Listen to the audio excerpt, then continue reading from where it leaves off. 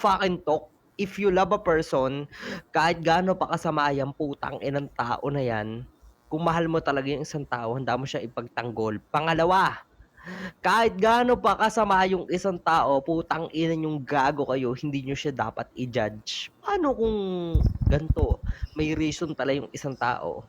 'Di ba? Pangatlo, makinig ka mabuti bago mag-rebat. If you love a person, hindi mo kailangan siraan yung isang tao. If you love a person, hindi mo kailangan makinig sa ibang tao.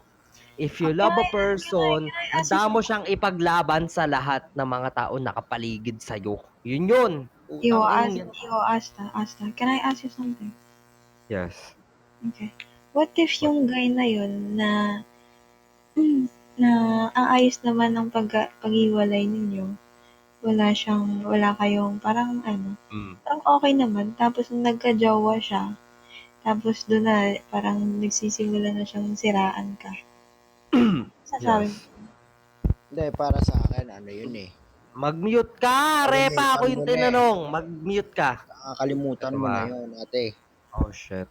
Mag-mute ka kasi. Ako yung tinatanong, Repa. Hindi ikaw. Okay, if ganun yung nangyayari, when it comes kasi sa relationship, Pero ikaw, syempre, hindi mo siya siniraan. Pero yes. Okay. Listen, okay? then go ahead. If you love a person, kahit ganun pa yung nangyari, hindi mo siya sisiraan. Okay, game! Game! Ganito kasi nangyari na.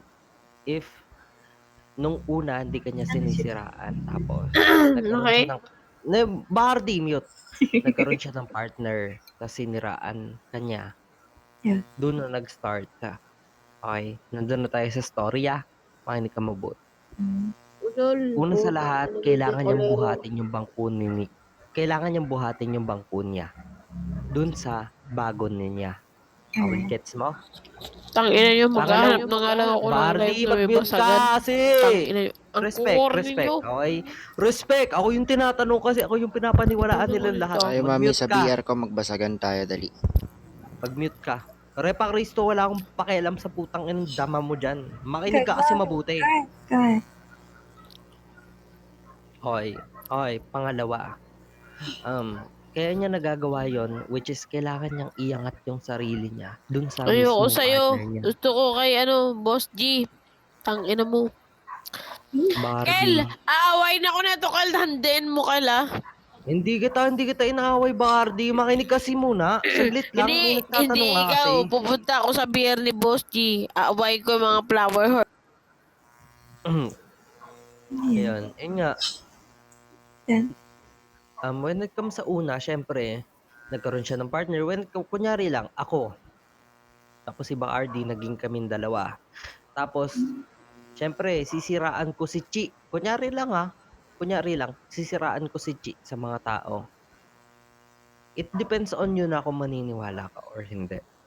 When it comes to relationship kasi, yun nga, hanggat walang proof, hindi dapat maniwala yung ibang tao. Pero kung naniwala sila sa sinasabi sa'yo na walang patunay, dapat hindi ka masaktan. Bakit? Unang-una sa lahat, minahal mo yung isang tao. Pangalawa, kung naniniwala ka sa ibang tao, hindi mo na problem. Pangatlo, kung dumating mo yung punto na sinisiraan ka niya, na nagkaroon man siya ng bagong partner, isipin mo na lang na binubuhat niya sarili niya. Binubuhat niya yung sarili niya para kahit papaano mag-grow yung relationship nila nung bagong ipinalit niya sa'yo. Gets? Hindi, totoo. Gusto ko real talking ka. Totoo. Ba't hindi totoo? Bakit? Isipin mo, sisiraan ka ba niya dun sa mismong partner niya ngayon kung hindi niya gustong buhatin yung bangko niya? Hindi niya sasabihin yung pagkakamali niya. Hindi niya sasabihin kung ano man yung mga naging rason kung ba't kayo naghiwalay. Sasabihin niya lang kung ano yung mga maling ginawa mo. Yun. If you love a person, if you have a respect sa isang tao, hindi nalalabas yung mga ganyang bagay. Pero anong ginawa niya? Nilabas niya yung, si ganito kasi nakikipag-usap sa ibang tao. Si ganito ganyan nagkaroon ng kabit. Si ganito walang time para sa akin. Hindi niya ilalabas lahat ng yun kung mahal ka talaga ng isang tao. Ginamit ka lang niya. Yun yung totoo. Bakit hindi mo pa ba napupuna? Bakit ka sisiraan sa iba't ibang tao kung minahal ka talaga ng isang tao? Bakit ka sisiraan ng isang tao kung talaga naging totoo siya para sa'yo? Bakit niya sisiraan yung ikaw sa bagay na gano'n na kung hindi niya gustong buhatin yung sarili niyang bangko? Yun yung itatanong mo sa isip mo. Tandaan mo yan. Okay?